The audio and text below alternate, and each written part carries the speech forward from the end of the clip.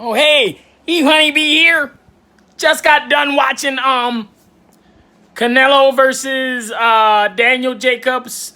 That whole event. I'm gonna back up a little bit. I didn't see a lot of Lamont Roach. It looked like he had a pretty tough fight. He got a decision, whatever. I saw Tevin Farmer. I like what he's doing. He didn't fight tonight, but I like what he's doing. I'm gonna hurry up and say I ain't even watched the Rockets and the Warriors. I know it's like 2-1 or some shit. Whatever. Back to the fight. I saw Virgil Ortiz. He looked fucking amazing. He was fighting a kind of faded Mauricio Herrera. Shout out to him. He had a good career, but he did look a little tad out of shape. He did look game, but look at Virgil Ortiz's foot movement. I mean, his foot movement was great for a guy who's only 13-0. What, 20-some odd years old? Looked like he might be a contender at 40, even though this fight was contracted at 47. But I am curious to see how his weight cut will fare him out in the future.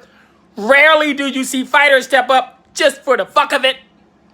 He might be chasing a belt. On to the main event. Jojo Diaz was on the card. He looked good. I don't think he could beat Tevin Farmer. I think Tevin Farmer's a little bit ahead of him, a little bit bigger, a little more seasoned. But Jojo Diaz is a tough contender. He's going to bring a lot out of Tevin Farmer. I want to see him with that same energy in the 12th as he has early. Or if he fights Tank Davis, Gervonta Tank Davis is over there with PBC. That might be a good fight too. On to the main event, Daniel Jacobs, Triple G. No, I'm sorry. Triple G was there. On to the main event, Canelo versus Daniel Jacobs. Canelo looked fucking great. His foot movement is great. Uppercut, left, right. He had everything. Head movement. His head movement continues to be great for people to say, oh, just a Mexican fighter. This and that. He may be Mexican. He has similar skills, but he's bringing the dynamics to that. So don't just bottle him in the cliched Mexican style. He does have the Mexican toughness, but he's just taking things to another level. He represented tonight. Daniel Jacobs, great game fighter. I think he gave some rounds away with the southpaw.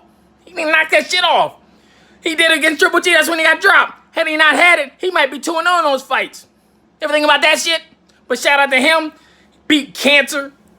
Beat a lot of odds. Became a champion. Representing. I think the Bronx. He represented the night on a big stage. So shout out to him. This was a good event. One more thing. I'm thinking if the zone blocked my ability to mirror and screen share on my TV. If they did, I'm canceling the motherfucker as soon as I wake up. I don't play that shit. I want to watch it on the TV. I did not get it just to watch it on my device. So they need to knock that shit off and let people enjoy it for the way it needs to be enjoyed. Donald Cerrone looked great on the UFC. Donald Cerrone looked great against Ale Quinta. Those leg kicks got him. I thought he looked a tad slow at first, but he is a slow fighter. He is 36. He old head. Shout out to them old heads. But he did a good job. He might have got himself a title shot, or Conor McGregor, if Conor McGregor decides to come back, whatever the hell he want to do. He seemed to be having a money battle. I ain't got nothing to say about that. But I'm curious to see how they're going forward. That's all I got to say. It was a good night of fights. You know what I'm saying? It's a good night of fights. He funny. Beat your niggas and never beat me. Good night.